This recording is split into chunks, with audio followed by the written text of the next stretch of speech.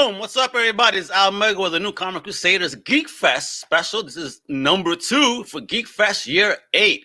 Today, I have another awesome director. Now, this guy has done some stuff, folks. My man, he's been an assistant director for the Hobbit trilogy, Unexpected Journey. He's actually even had a bit part in there. Apparently, people tell him he looks like a hobbit. I don't think so. He's also done work on Mortal Engines, Dangerous Game, but that's not what we're talking about. For GeekFest Film Fest Year 8, my man has a movie called Zealandia. Wow, looks like fire. It's definitely scary, and it fits with the modern times. Let me tell you, I'm very proud to present the one and only Bruno du Bois. Welcome to the show. Woo! Thank you very much. Thank you. Thank you for having me.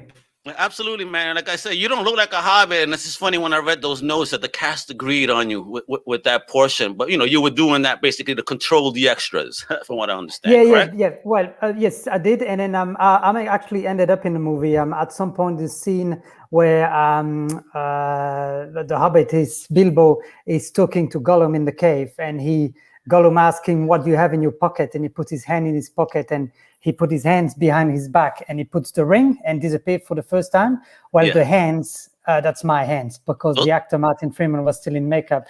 So I've got cast for my hands to do that shot. So in the movie, the hands behind the back and the ring going behind, that's my hands. Oh, say we're not. That got to be on your social profiles. The hands that were in the Hobbit. Yeah, pretty much. Awesome stuff, man. You've obviously, you've been around. What's your journey like? Before we get into Zealandia, what was that journey like? Why film?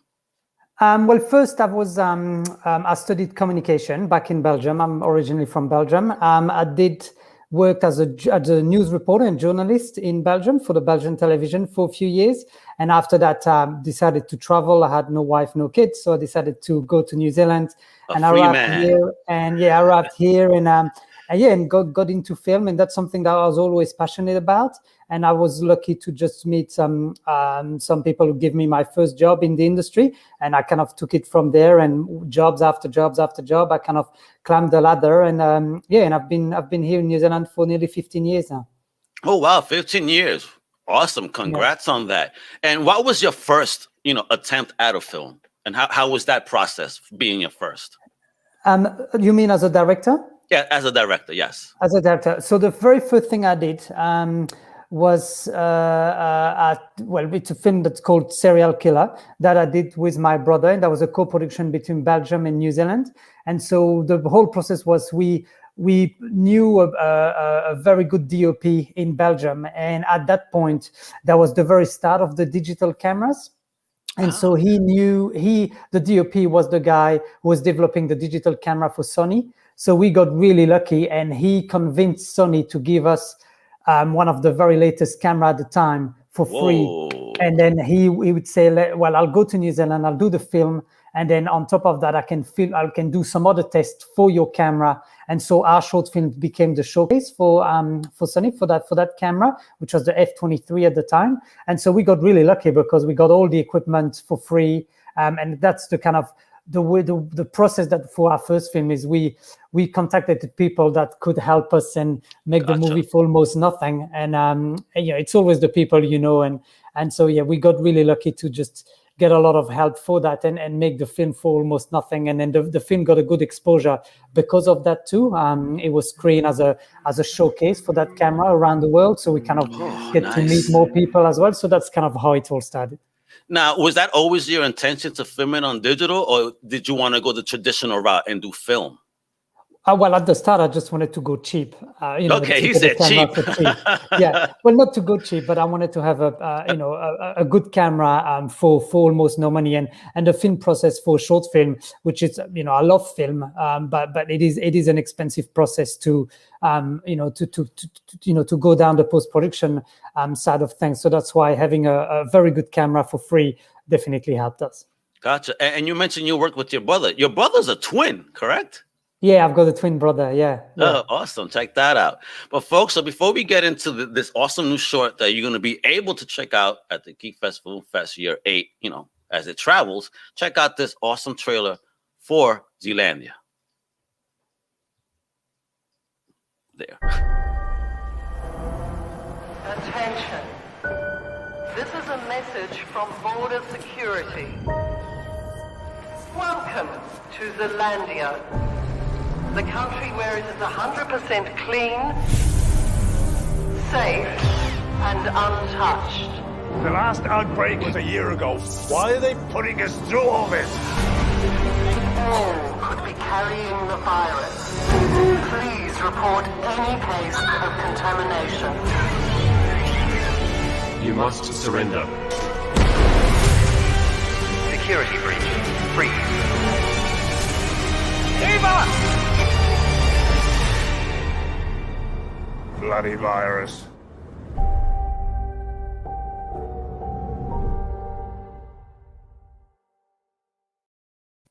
Woo, man! Not lying. Bloody virus is right. All right, that's what I was telling you. You terrified me with this. So, give us an explanation to our folks watching. What is Zealandia?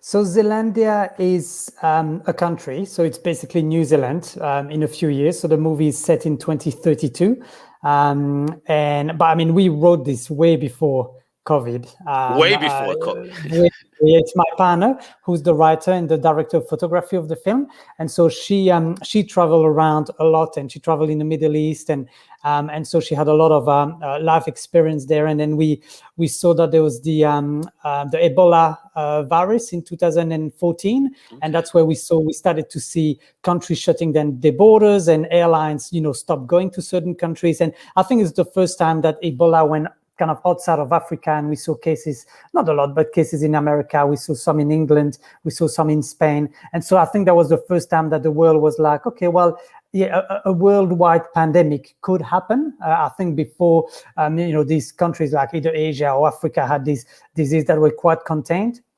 So that was the first time we could really see that the world could be at risk. And so we decided to make a movie about it, and Arlene, my partner, wrote a story as well, because in New Zealand the borders are very strict. I mean, that was even before COVID. So if you've got an apple in your bag, it's a $400 fine, and they're very strict about bringing disease or microbes to come in the country. So we thought, well, what about if one day, even if you've got a cold, you wouldn't be allowed in the country? What would if they stopped anyone with a disease? And so we said, well, that's one way of where New Zealand could maybe control a world pandemic and be virus free. And so that's basically what the film's about. And then a few years later, it's exactly what happened. Oh man, that is so insane. It's scary, and the way you position the world, basically, the pandemic is not that just people are sick, but half the population is wiped out at this point. Totally. Yeah. And so Zealandia is the only virus-free zone in the world, correct? Yeah, it is. So, explain to us who the character of Eva is, because I understand she's part of the film, right? And the main protagonist, correct? Yeah, that's correct. So Eva to us was is a character that it was a normal woman. She was not on the path of being a hero or anything. She was just a normal person, and the circumstance of her traveling over to the world to see her dying sister. The circumstance, and I'm not going to reveal kind of everything of the film and the end of the film, but the circumstances made up that she became a hero, and she had to take on more than herself and think of more than herself, and she has to then face these androids and the world of Zealandia to just come back and manage to survive. So it's basically a normal woman who just became a hero due to circumstances.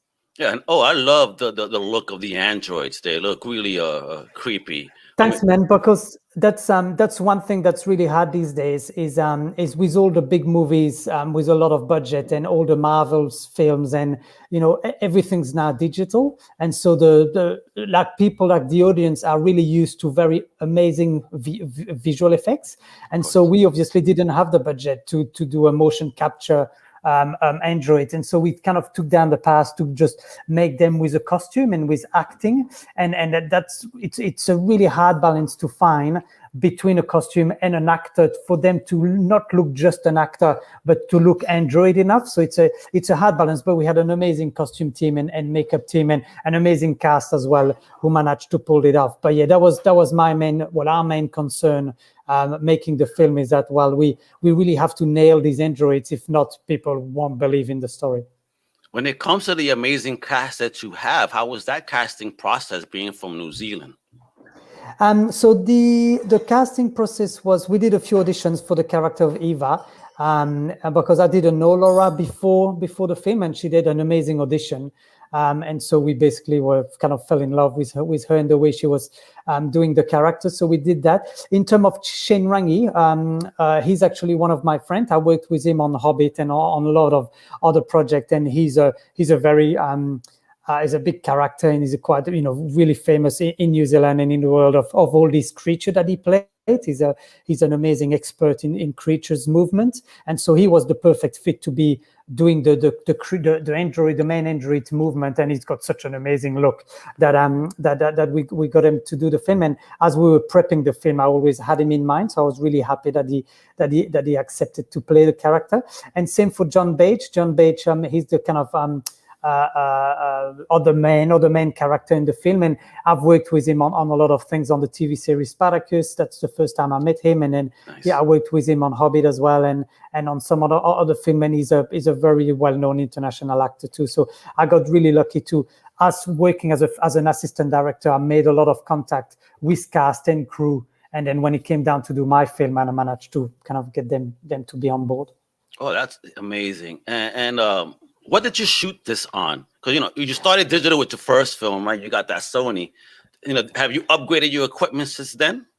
Yes, so we shot it with the Alexa, for full digital camera, and we didn't think that was really that we had to shoot in 4K, so we only shot in 2K, just because that was giving us the resolution that we needed just to do the film. We didn't see the need of going 4K. Going 4K, obviously, the difference between 2K and 4K, it's quite. It's not subtle, but it's quite subtle to the eye, to the human eye, unless you just screen it on a massive screen. So it just gives us a lot, 4K gives us more freedom in post-production, but we didn't feel like we needed it. And the data wrangling and processing the footage in 2K is a lot faster and a lot cheaper as well than doing it 4K. So we kind of balance the quality versus the cost and the data wrangling. And so we decided to go 2K with the Alexa. Gotcha. Because I have friends that are in the film industry and would be curious as to the equipment you've used. Again, you did a great production here, and I can't wait till this tour is over the GeekFest over the course of the year. Do you have further plans for the world of Zealandia? Yep. So we are developing Zealandia into a TV series. So my partner is working at the moment on making it happen. And that's the plan. We got really good feedback from producers and people that are really interested to take the project further. So we are definitely developing it, and hopefully we can get a script by the end of the year, and hopefully we can start to contact studios and hopefully start filming. Cross fingers, either put the project in production either next year or the year after next. Excellent. I could see it coming. Now, is there a preferred platform you'd rather be? Would you rather be on traditional television or streaming platform? I think the traditional television would be probably the aim, like something like Amazon or Netflix or Disney. I don't think Disney will just take the project, but anyway, who knows?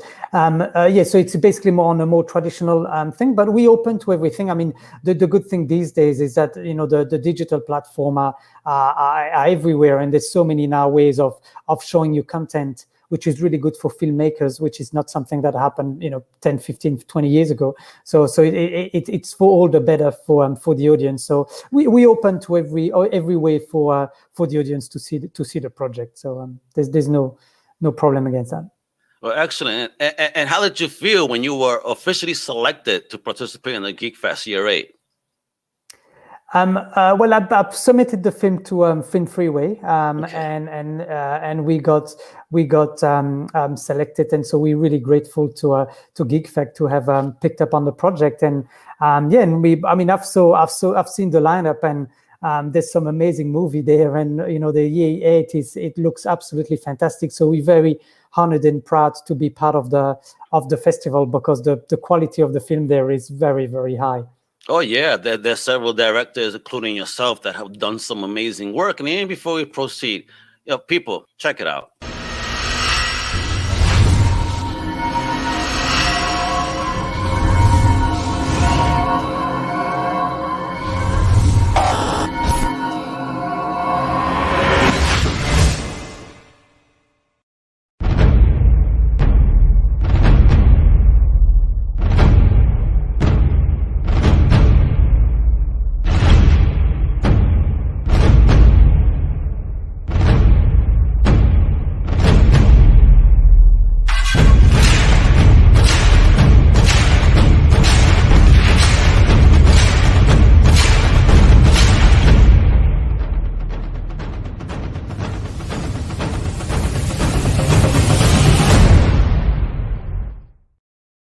There you go, folks. You better stay at alert at your favorite convention or even virtual con. Hopefully something's got to happen. Or I know they're working with It's a Short this year as well. So there's a lot of opportunity there to check out all these amazing films and partake in checking it out, especially stuff by directors such as Bruno. Bruno, thank you for the chat today. Zealandia looks like an amazing film. So I'm pretty sure that a lot of people are going to be voting for this film as well. Because like I said, it scared me. Especially that note with that old man, damn virus. Exactly. We've had a very tough year. So even before we go, how has COVID treated you in your side of the world? Well, in New Zealand, we are very, very lucky. It's a lot easier. We're a small island with only 5 million people. We had a government what got really strict at the start and kind of closed the borders. And basically, we've been lucky. We've been living almost virus-free for a year. We had a complete normal life. We've got kids. We go to the swimming pool. We go to the park. We go to restaurants. Yes, we do scan everywhere we go to just keep track of where we're going. We do kind of wash our hands and keep an hygiene. We do have masks in public transport. But apart from that, we live in a complete normal life. And we've got from time to time some new cases, and the government's quite strict. So we had last week, the main city, Auckland, had to go into what we call level 3. So there's 4 level alert in New Zealand. Level 3 means everybody has to stay home and everything kind of stays shut. And they had to do that because they had one community case. But here in New Zealand, we're talking, one community case, and we locked down the country when in other places there's like thousands per day. And, so it's a complete different reality. And we're very grateful to be living in a country where we can live almost a normal life. From the one thing I would say from regarding Zealandia is the thing about making a short film. The big plus, if you want, is to travel the world and then show the film physically and go and meet people and meet the audience and meet producers. And obviously that's one thing that we cannot really do with Zealandia over the course of the year. So that's my one little kind of regret is I wanted to travel to America and other places where the film was selected and be able to screen it and meet the audience and meet producers and meet people like you. And so that's the one thing. It's all good, obviously, to do it via Zoom or via internet, but it's not the same as just meeting and interacting with other filmmakers, meeting new other directors and talking about their process and learning from them, and all of that is I'm missing that. But hopefully with all these vaccines, we're going to open the borders very soon, and we'll be able to meet everyone. So that would be wonderful. Yeah, I would definitely love to meet you too, man. Because again, just looking at the imagery from the press release, when I look at that Android officer, the security officer, you guys did a great job just looking at the image. He does look like an android, even though he's just a person. Who needs CGI? Yeah. Damn it, that's skills, son. That's the way you do it. Love it. Bruno, well, I've always prefer. I've got nothing against visual, but I've always prefer physical effects. To me, physical effect works a lot better.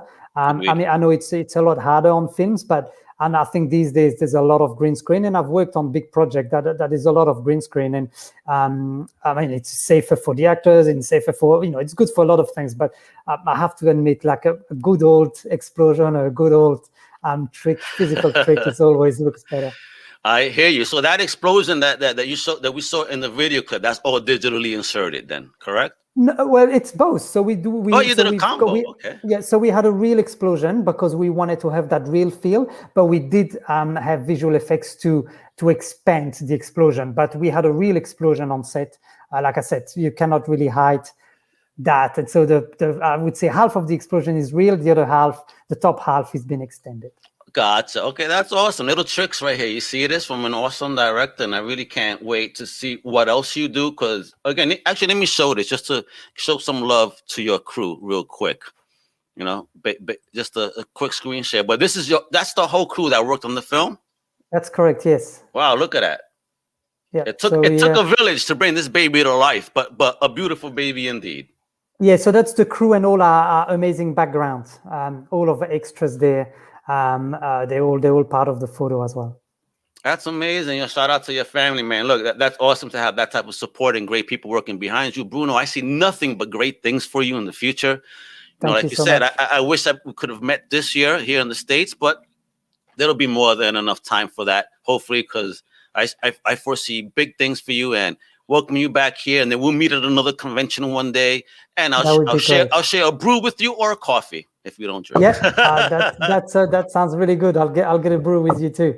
Excellent. Sure. So, Bruno, bless. Thank you. Good luck in this year's GeekFest. I'm sure people are gonna love this film. Again, folks, you want to know where GeekFest is going to be, so you could check out this film and all the other amazing films. Go to geekfestla.com. All right, Bruno.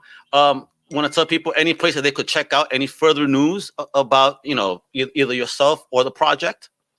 Yeah, so we're gonna launch a website very soon, but at the moment we've got a Facebook page, which is Facebook / I can send you the address, but Zealandia Short Film. If you type Zealandia Short Film, you'll find it, and that's why I post kind of regular news about how the film is going, and that's where we'll post further news about the bigger project of Zealandia.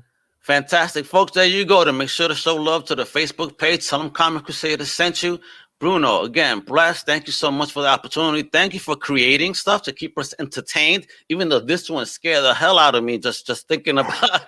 Like I said, I'm gonna start saving some money if I'm gonna have to go to New Zealand. Hell yeah, let's do it, kiddo. Yeah, you'll be more than welcome. Let me know if you're on your way, and we'll have a beer around here. Absolutely, yay! Hang out with society, yeah. Exactly, yeah. Awesome. With that, everybody, thanks for tuning in to this Comic Crusaders GeekFest special number 2, all about Zealandia. Again, check them out at geekfestla.com. And with that, mi gente, amado mega huepa para que tú sepas. Hasta la próxima. Much love. Thank you.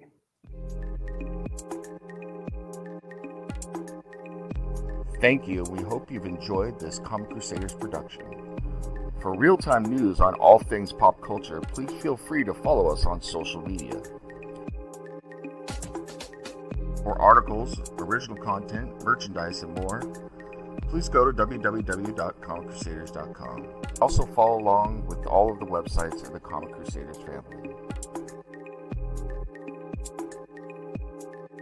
As always, if you like this content, please click like and subscribe to the Comic Crusaders YouTube channel.